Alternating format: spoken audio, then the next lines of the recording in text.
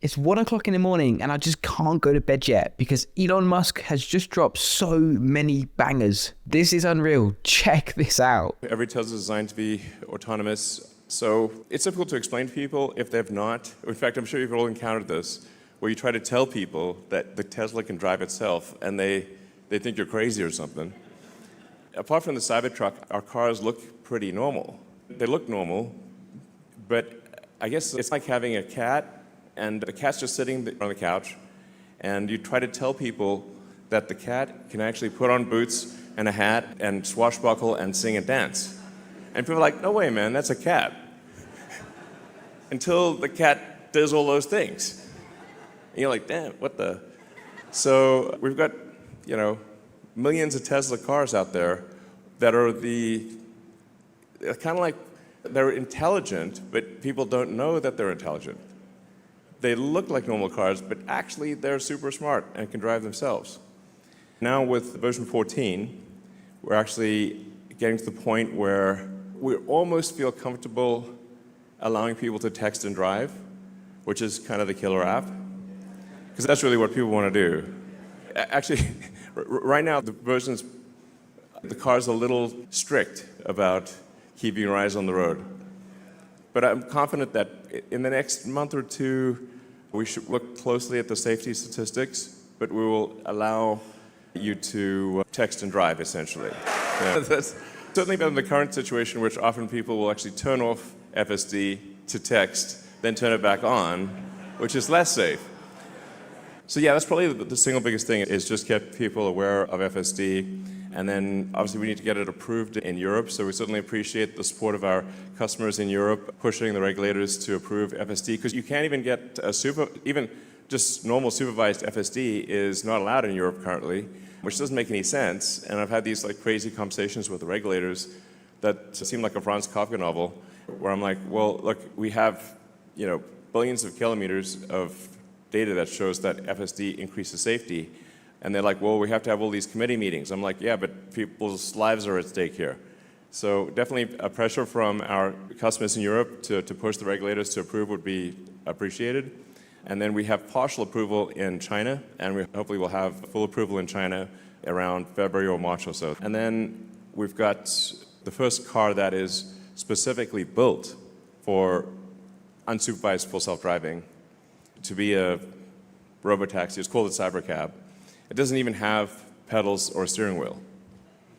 Yeah, so there's no side view mirrors, so it's very much optimized for the lowest cost per mile in an autonomous mode. And that production is happening right here in April next year. So the way that Cybercab is designed is it's designed for a purely autonomous world, but also the manufacturing system is unlike any other car.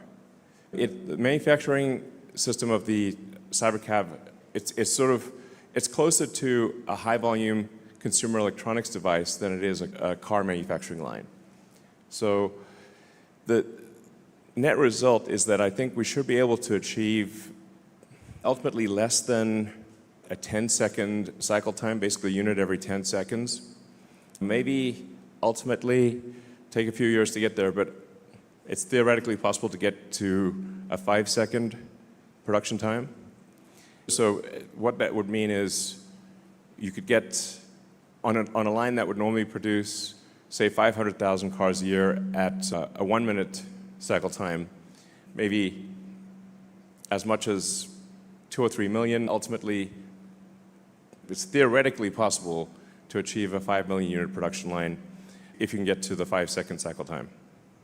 So when you look at what Optimus is, what's required to make Optimus and the various ingredients, what do you need to do to do high volume humanoid robot production? I think it's worth considering that really the cars we make are already robots, but they're four-wheeled robots.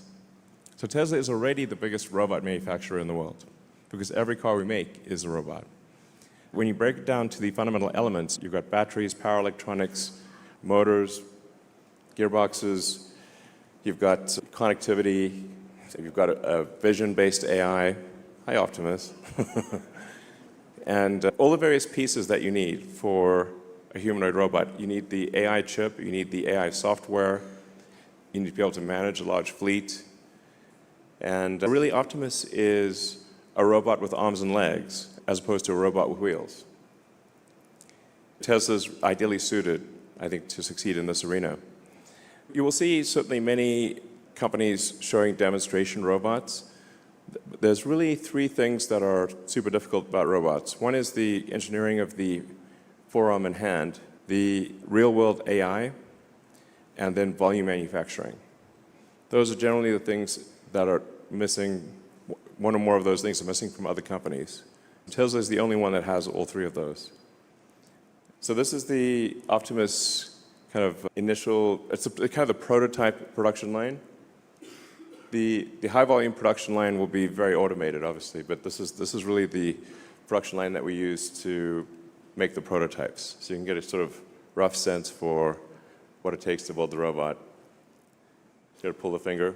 As I've said before, I think once we reach about 1 million units per year of sustained production or in excess of that, I think probably the cost of production is around $20,000 in current year dollars.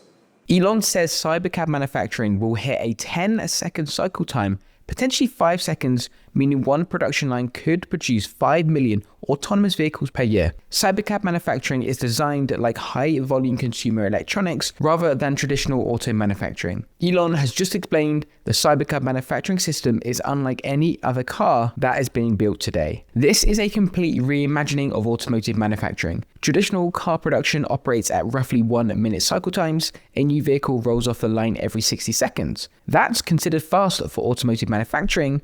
Elon is talking about a 10-second, maybe a 5-second cycle time. Elon's comparison to electronics is actually key here. When Apple manufactures iPhones, they're running production lines with cycle times measured in seconds, not minutes. That's possible because phones are smaller, have fewer parts, and the assembly process is highly automated.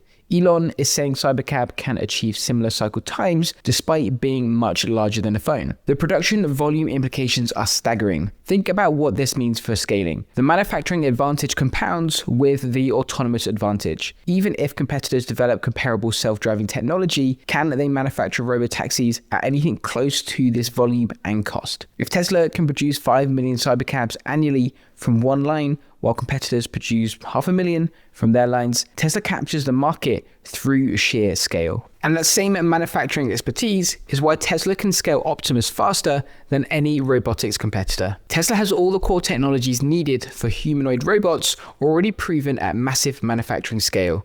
Batteries, motors, AI chips, computer vision, and fleet management, making them uniquely positioned to scale Optimus production when competitors are still figuring out basics. This is why Tesla has credibility when they're talking about producing millions of Optimus robots per year. Every core component needed for humanoid robots is something Tesla already manufactures at massive scale and has optimized over the years for. Start with batteries. Optimus needs compact, high-density energy battery packs that are safe, reliable, and cheap.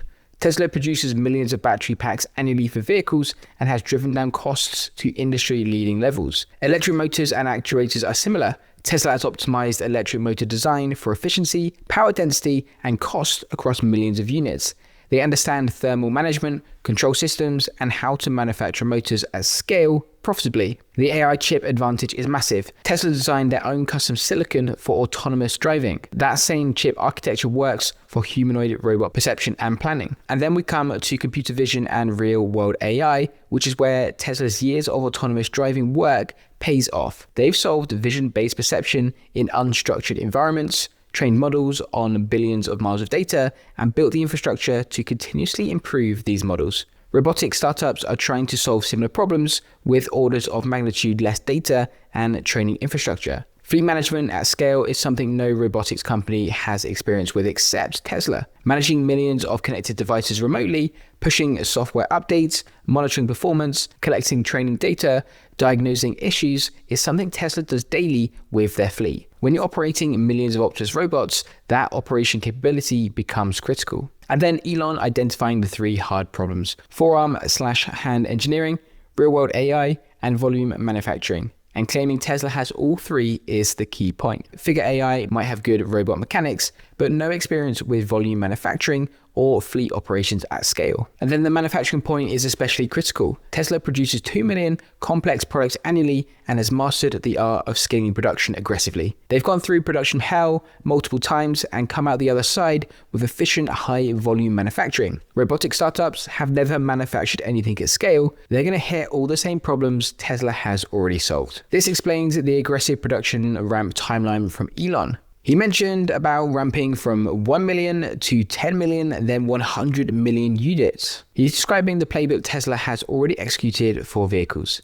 They know how to go from prototype to volume production because they've done it repeatedly. That's why, in my opinion, betting on Tesla for humanoid robots makes sense, even though they're not necessarily the first to market. Being first with a prototype doesn't matter. What matters is who can manufacture millions of units economically and operate them reliably at scale. Tesla is the only company that has already demonstrated those capabilities across every component required for humanoid robots. Ads are expensive and people don't trust them anymore, but they do trust YouTube. That's why 3 of our clients now make $100,000 a month for their business from growing a YouTube channel. If you run a business, book a call with me and I'll help you map this out.